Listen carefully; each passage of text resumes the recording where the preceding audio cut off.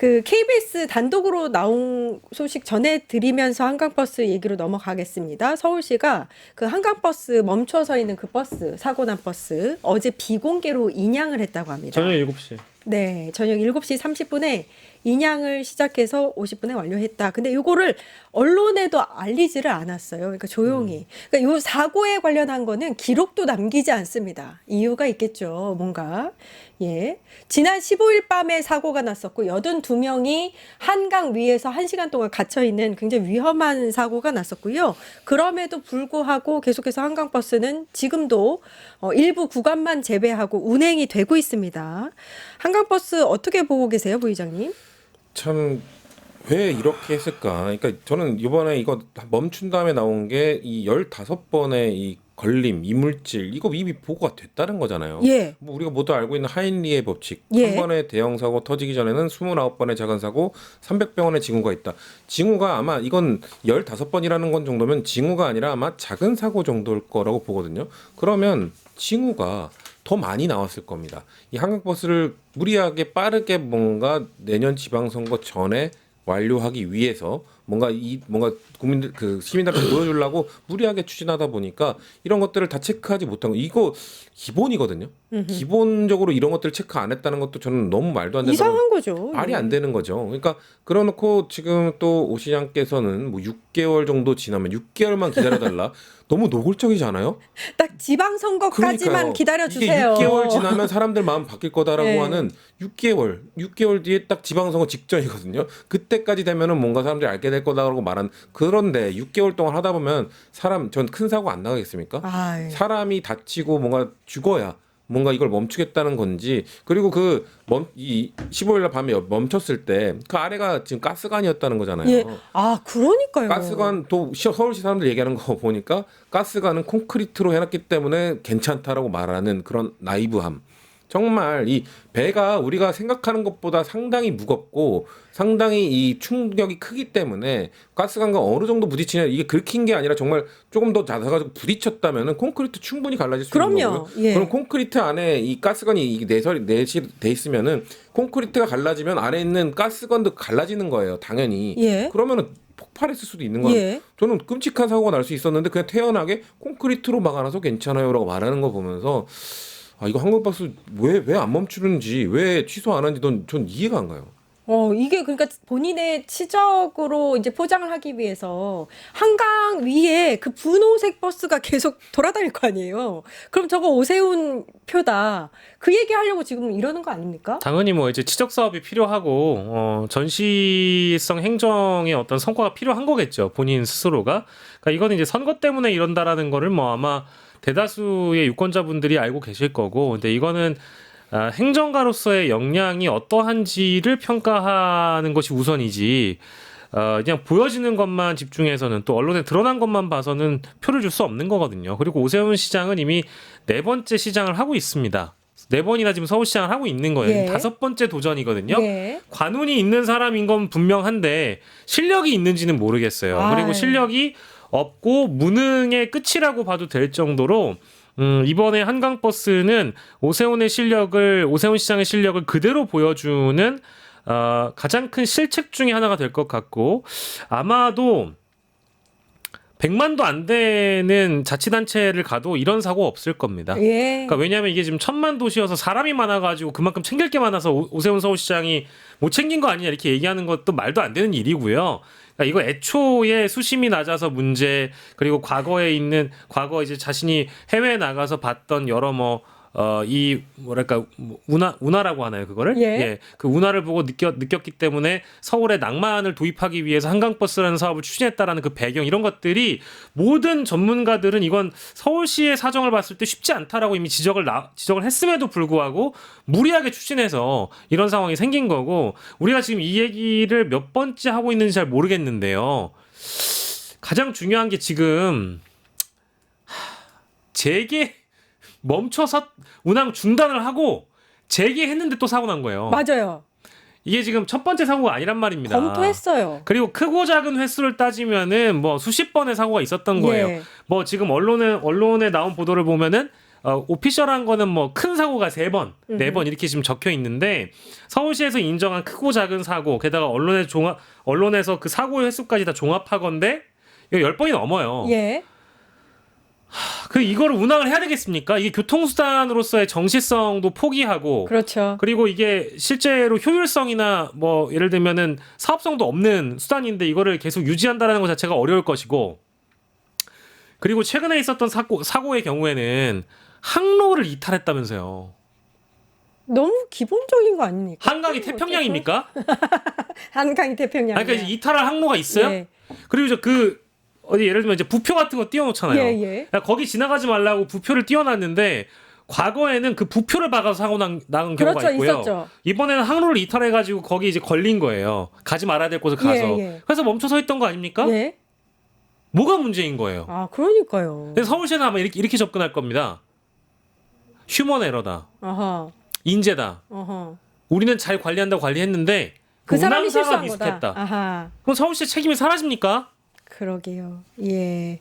와마고님께서 그 관운이 이제 깜빵운으로 바뀔 듯 이렇게 말씀해 주셨어요. 그러니까 종묘앞 재개발, 한강버스 이런 것들이 다 지방선거 앞둔 자기의 치적 만들기인데 또 하나 이제 새롭게 떠오르는 게 감사의 정원이 있거든요.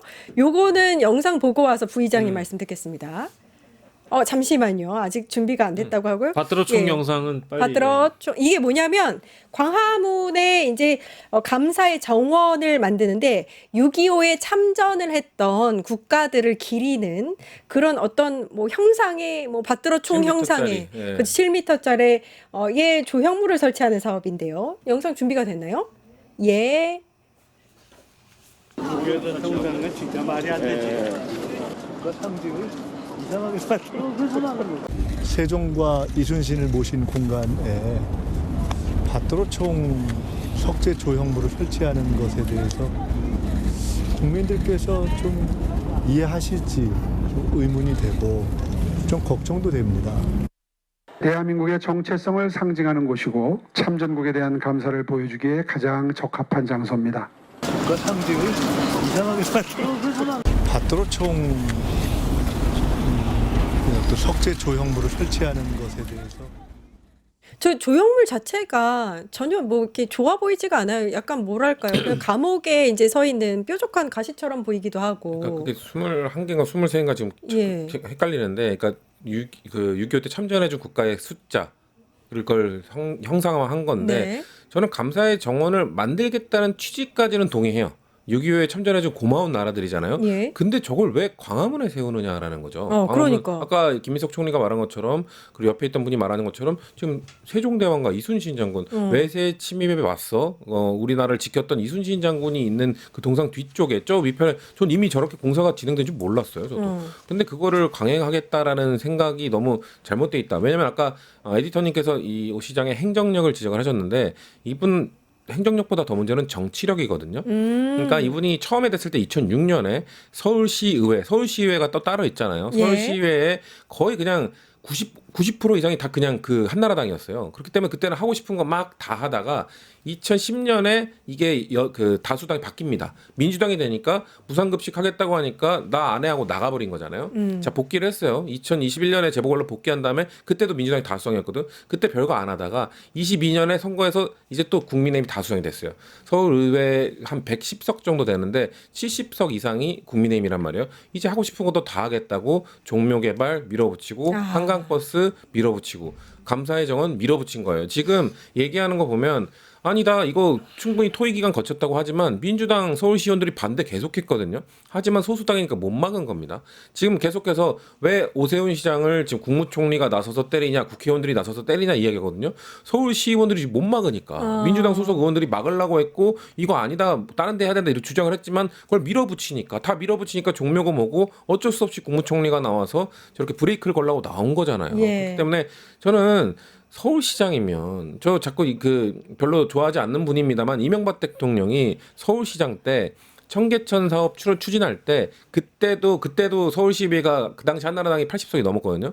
밀어붙이려면 밀어붙일 수 있는데 이명박은 그렇게 안 했어요.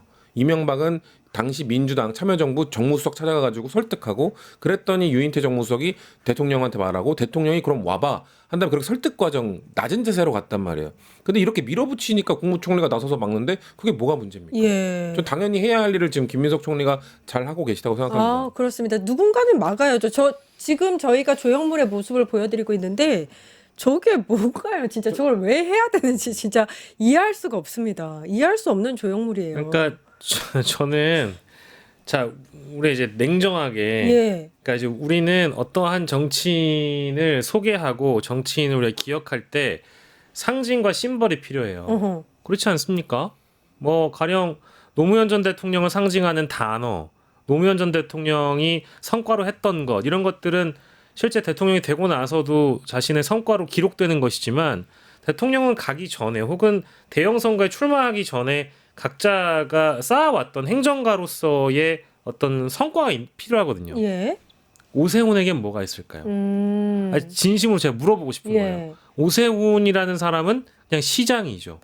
4번이나 했으니까 사람들 뇌리 속에 오세훈 시장으로 각인돼 있는 것이지 오세훈 시장이 무엇을 했는지로 연결이 되진 않죠. 무상급식 때문에 눈물을 흘렸던 장면 그거 말고는 없는 것 같아요. 예. 세빛 둥둥섬을 했다가 망한 사람, 음흠. 한강버스 했다가 망한 사람, 한강 택시 하려고 했다가 그냥 중단된 사람 이런 거밖에 없잖아요. 그러다 보니까 뭐 상징이나 심벌, 오세훈과 동의어가 될 만한 어떤 치적 사업이 필요한 거죠. 근데 그게 꼭 선거 때마다 이념주의적 선거 전략, 오. 이념주의적 선거 전략과 치적 사업을 이렇게 묶을 수 있는 걸 항상 도입을 시켜왔어요. 가령 100m 높이의 태극기를 광화문에다 매다 꽂는 거. 아, 기억납니다. 이거 하다가 이제 뭐 어쨌든 접었죠. 저지가 됐죠. 예. 근데 저것도 약간 같은 맥락이란 비슷한데요? 말이에요. 이제 약간 이념 그 보수층이나 극우층의 보수적 향수를 자극시킨과 동시에 자 오세훈은 저런 사업을 했던 사람. 근데 이게 왜 계속 부각돼야 되느냐를 보면 우리가 앞에 단에 나눴던 대화 내용 때문이에요. 한강버스는 오세훈에게 이롭지 않죠. 망했잖아요. 앞으로도 망한 사업으로 예. 기록될 거잖아요. 예. 저거라도 있어야 되는 겁니다. 아. 저게 없으면 오세훈 시장은 선거 전까지 자기가 내세울 게 없어요. 그러니까 현재까지 완공된 것이 필요하지 앞으로 할 것에 대한 그냥 청사진과 비전만 줘서는 행정가 오세훈이 4번이나 시장을 했는데 각인된 게 단 하나도 없는 거예요. 그러니까 심벌이 필요한 겁니다. 아. 그러니까 아까 앞에서 이명박 얘기를 해주셨습니다마는 이명박 전 대통령도 청계천, 중앙버스 노선, 일부 환승제도 시스템 뭐 추가 도입 이런 게 있었잖아요. 그러니까 그걸로 기억해가지고 대통령을 했단 말이에요. 근데 오세훈은 5번째 시장을 도전하는데 성과가 없어. 늘 관운만 있었기 때문에 모든 선거를 이념적으로 자극시키거나 강남 3구의 몰표로 당선이 되었던 사람이에요. 예. 근데 이번에는 쉽지 않겠죠. 왜? 이재명 정부이기 때문에. 아. 항상 대통령 선거 이후에 치러진 지방선거에서는 현 정권에 유리했기 때문에 지금 자기가 장사할 수 있는 카드가 별로 없어요. 저거에 집착할 수밖에 없는 겁니다. 아, 저거라도 무조건 세우려고 하는 거군요. 딱 맞는 게 서울시장 서울 시민들은 강한 사람, 센 사람 안 좋아하거든요. 그러니까 민주당도 마찬가지고 국민의힘도 마찬가지고 막 센 발언하는 사람은 싫어해요. 서울 시민들은 약간 그런 성향이 있기 때문에. 근데 오세훈 시장이 뭔가 아스팔트 그 태극기 세력과 손잡긴 싫거든. 서울 시민들의 그 니즈를 알기 때문에. 그러니까 그러면 아스팔트 세력들한테 어필할 수 있는 게 뭘까? 그 100m 태극기. 했는데 안 됐고 이번에 6.25 이런 걸로 그들을 좀 잡으려고 하는 거죠. 그렇기 때문에 사실 치적 사업 아까 말씀하셨지만 전 치적 하면 일단 둥둥 세빛 둥둥섬 띄우려고 했죠. 한강버스 둥둥 띄우려고 하다가 민심이 둥둥 떠내려고 하고 있다. 이렇게 정리하면 될 것 같습니다. 정리가 아주 깔끔합니다. 근데 요 이제 하나 예. 제가 높아지면 말씀드리는 건데 저는 김민석 총리가 오세훈 시장을 유념해 두고 이런 행보를 보인다고 전혀 생각하지 않아요. 아하. 그러니까 대한민국의 총리로서 서울시 관련된 그 어떤 특정 시정을 타겟팅하는 것이 아니고 처음에 얘기했던 한강버스는 국민의 생명과 안전과 직결된 사안이고요. 그리고 사실 또 관광수단으로서 외국인이 만약에 탔을 때 그 외국인이 만약에 다치거나 목숨을 위협당하면 이건 재난 컨트롤 타워 책임을 또 누군가 돌릴 수 있는 거 아니겠어요? 그러니까 총리가 당연히 이걸 지적하는 것이 맞고요. 두 번째는 우리 국가 유산과 관련된 문제가 있기 때문에 종묘 앞에다가 40몇 층짜리 건물을 세우는 거에 대해서 지적을 할 수 있는 위치라고 저는 봅니다. 세 번째로 저것도 광화문이라는 어떤 그 공간은 우리에게 어떻게 기억이 되고 있는가. 사실 아고라잖아요. 예. 민의의 광장이거든요. 예. 저기다가 밭드로총을 세운다라는 것은 보수 우파 극우적 이념들을 중시하는 사람들의 표를 얻고 싶다라는 오세훈의 상징일 뿐이지 우리 민의의 전당은 아니거든요. 아. 이제 국민 주권 정부인 이상 저걸 용납할 수 없다라는 건 대다수의 국민들이 동의할 거예요. 그래서 저는 국무총리가 이거를 지적하는 건 당연하다고 보고 어떠한 정치적 의도도 없다고 보고 싶은데 다만 언론은 그렇게 묘사하진 않는 것 같아요. 이 두 사람을 붙여놓는 것이 장사가 되는 기사이기도 하고 어쨌든 재미있는 구도이기 때문에 이걸 계속 끌어가려고 할 텐데 여기서 정무적인 판단을 저는 이제 정부 쪽에 잘했으면 좋겠는 게 이런 기사가 자꾸 나면 누가 유리하겠습니까? 김민석 총리가 유리할까요? 아니 오세훈 시장이 훨씬 더 현직인 유리해요. 오세훈 시장은요 오늘 속보도 떴습니다만 김건희 특검의 주요 수사 대상이고요. 앞으로 또 김한정 씨라고 알려져 있는 오세훈의 주요 이 후원자와 대질 조사가 예고돼 있습니다. 그러면 오세훈 시장은 사실 특검의 수사 대상임에도 불구하고 이런 식으로 계속적으로 정치적으로 곧 지방선거에 나가서 김민석과 다이다이를 뜰 사람으로 이제 묘사가 되면 이 어떤 수사의 그 국면에서 멀어질 수가 있어요. 관심에서. 그러면 대중들은 판단하기에 사법 리스크가 있는 사람을 시장으로 원래 뽑지 않아야 되는데 오. 훨씬 더 열심히 총리와 다이다이를 뜨고 있는 사람이다? 마음이 가지 않겠습니까? 와. 그러면 오세훈 시장 입장에서 이 구도가 나쁘지 않은 거예요. 그러니까 오히려 저는 김민석 총리가 이렇게 열심히 활동하시는 거 원칙적으로 맞다. 다만 정무적으로 봤을 때는 이게 누군가에게 떡밥이 될 수 있다. 그 말씀드립니다. 저도 100% 막히다. 동의하는데 예. 김민석 총리가 아까도 나설 수밖에 없는 이유를 말했잖아요. 그게 법 체계로 보면은 그 서울시의회 다수당을 밀어붙여서 만들 수 있는 게 조례인데 조례 위에 시행령이 있고 시행령 위에 법률이 있고 그 위에 헌법이 있는 거잖아요. 그러니까 지금 조례로서 다수로서 밀어붙여서 조례로 뭔가 하려고 하니까 막을 수 있는 방법이 시행령과 법률밖에 없는 거예요. 일단 지금 시행령 누가 합니까? 대통령이 낼 수 있잖아요. 그럼 국무총리가 나설 수밖에 없죠. 근데 말씀하신 것처럼 지금 정무적으로 언론이 자꾸 저걸 부각시키니까 민주당의 다른 서울시장 후보들이 묻혀요. 그러니까 그거 총리가 나가지 않겠다고 했잖아요. 계속 나가지 않겠다고 했기 때문에 이런 구도를 만드는 거에 대해서는 조금 정부적으로 좀 더 판단을 하시는 게 필요하다. 이럴 수밖에 없는 건 100% 이해하지만 지금 너무 오 시장을 띄워주는 오히려 반작용이 일어나고 있는 것 같아요. 김민석 총리 예. 책임은 아니지만 그러니까요. 예. 뭐 김민석 총리 덕분에 다른 그 민주당 주자분들 있잖아요.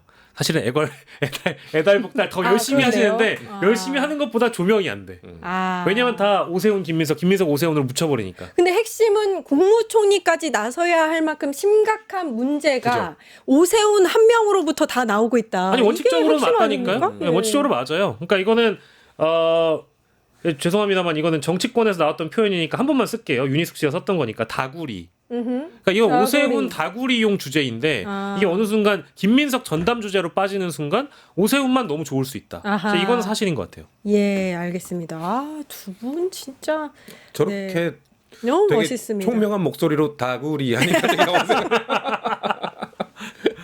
조져버려랑 비슷한 다구리. 예, 이렇게 갔습니다. 오늘 일타정치 너무 재밌었습니다. 박영식 시사. 김건희 할까요? 아니요. 시간이 있죠. 시간이 벌써 우리 원래 뭐 넘었군요. 하려고 그랬냐면 예. 해외 순방에 런던 파리 6곳에 김건희 접견실 따로 마련한 거 있지 않습니까? 그게 명품 쇼핑 적발한 그 시점에서 이런 것들이 마련이 됐다. 그냥 이례적이고 굉장히 이상하다.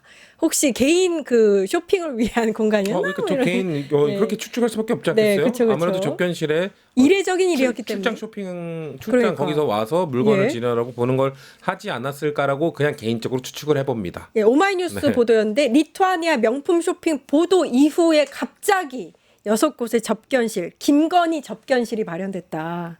요 너무 하고 싶으시면 한마디씩 하셔도 돼요. 그러니까 원래 독일하고 덴마크 쪽 거 말고 다른 장소가 또 나왔다는 거잖아요. 네, 맞아요. 런던 파리.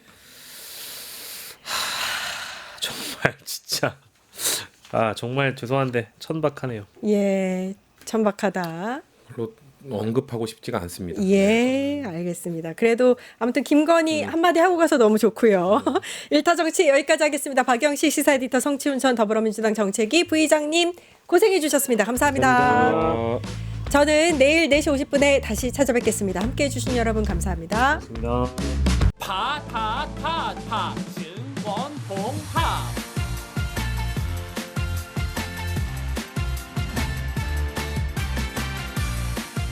이제 저녁 8시 30분 퇴근 후 퀴즈 한판. 혼자 하지 마세요. 같이 해요. 매일 저녁 8시 30분 많은 참여 바랍니다.